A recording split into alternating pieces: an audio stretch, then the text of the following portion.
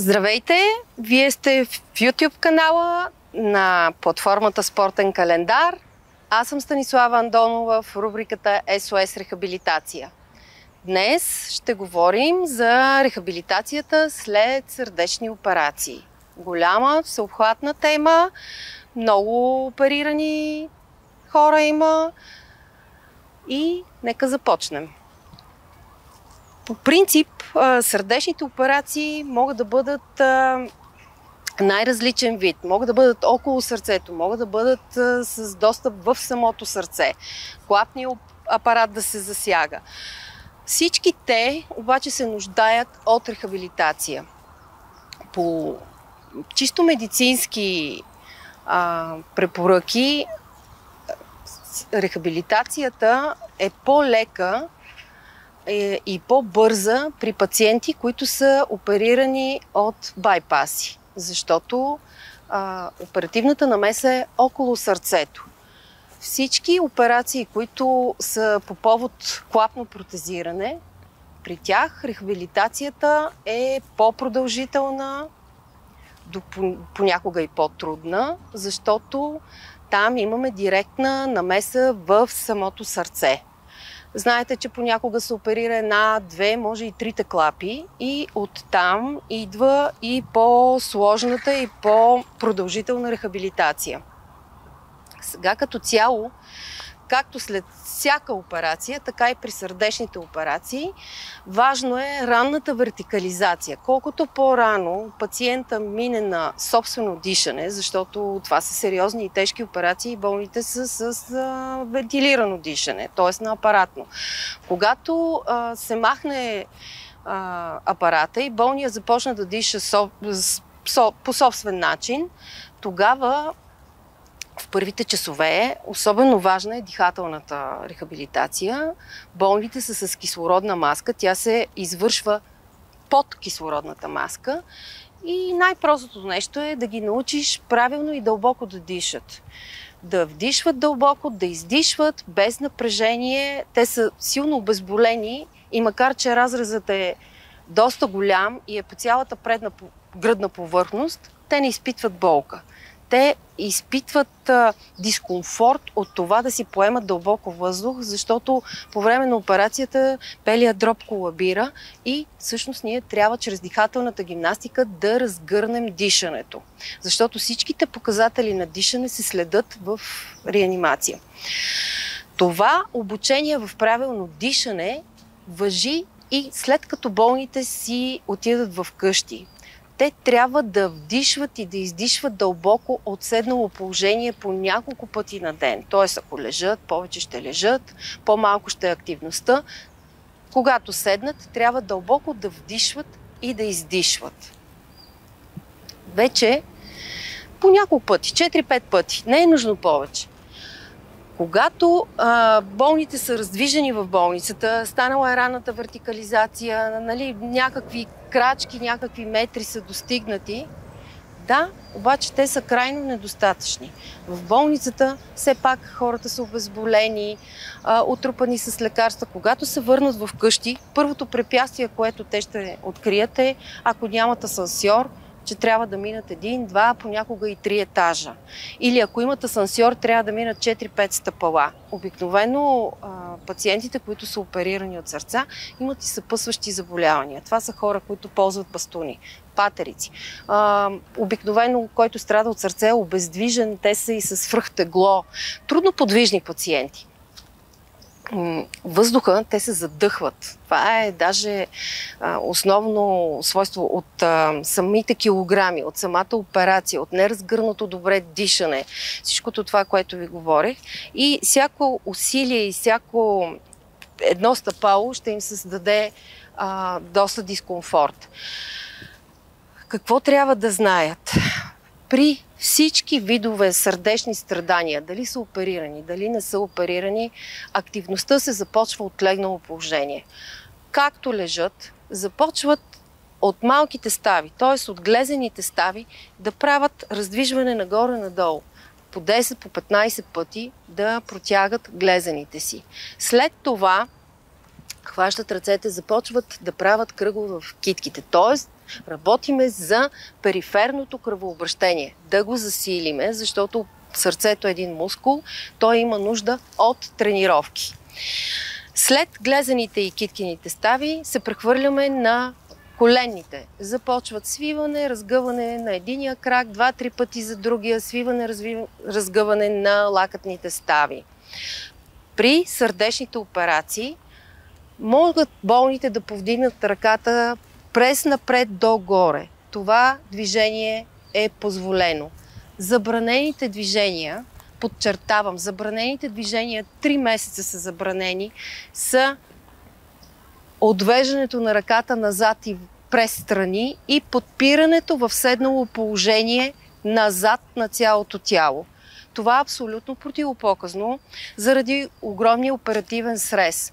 Знаете, да си изчупите крак, ръка, около месец и половина до 3 при по-големите кости има обездвижване, с някакъв вид гипс и шина.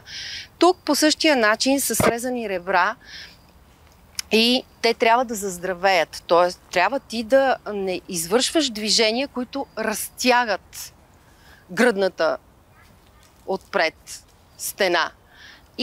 А това нещо, опиране назад, силно разтваря гърдите. Това не трябва да се допуска. Заради това има специално обучение на оперираните сърдечни болни как да сядат. Препоръчвам на всички, които си отидат в къщи, да го извършват по същия начин, както са го извършвали в болниците. Има 2 начина. Да прегърнат гърдите си и да притиснат с лактите гръдната кост, която е срязана, и по този начин да изведат единия, другия крак и да седнат. Това е най-лесният начин. Другия начин е, в болниците има така наречените въженца или кончета, стълбички, които болните хващат, прехвърлят единия, другия крак и сядат.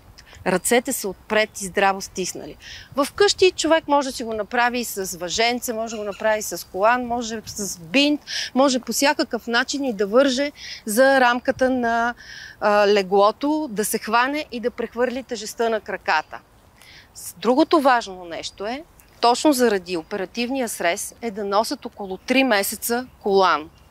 Ластичен колан, той не толкова, че ще предпази, а колкото да подсеща пациента, че тук трябва да пази.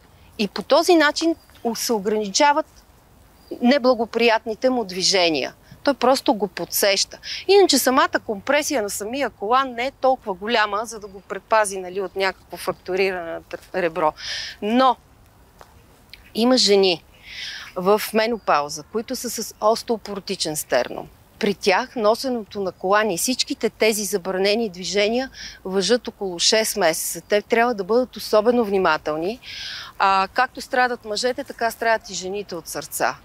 И особено се обръщам към жените, особено и към тези, които имат свръхтегло. Знаете, заради хормонални проблеми не само остеопороза, ами имат и свръхтегло.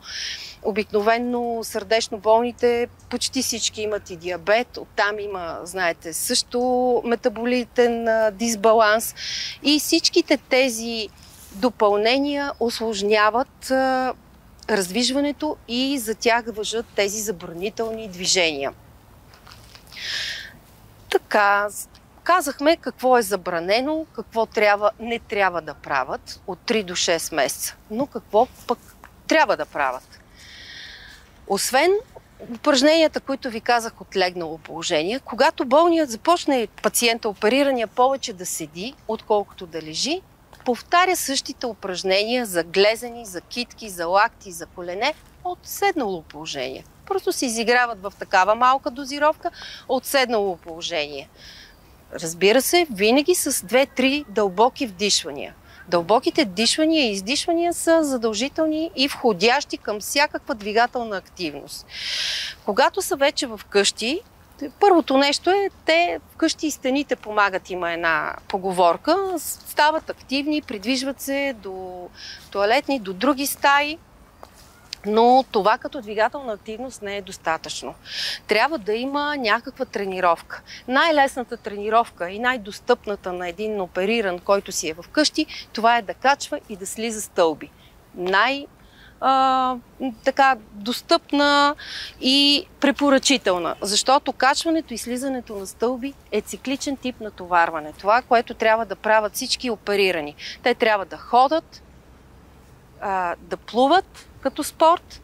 Колоезенето също е препоръчително, но чак когато след 3 месеца гръдната коза здравее, защото тук има огромно статично натоварване на велорамката. Значи колоезенето и велоаргометър, ако си имат вкъщи, не веднага или не хванати. Просто само да педалират.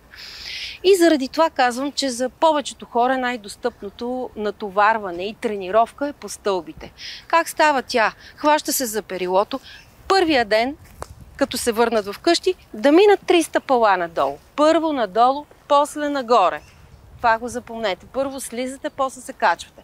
На следващия ден 6 стъпала да мине. Само, че това да се прави 3 пъти на ден. Значи 3 пъти на ден 3 стъпала. Качва, слиза. На следващия ден 3 пъти на ден 6 стъпала. Качва, слиза.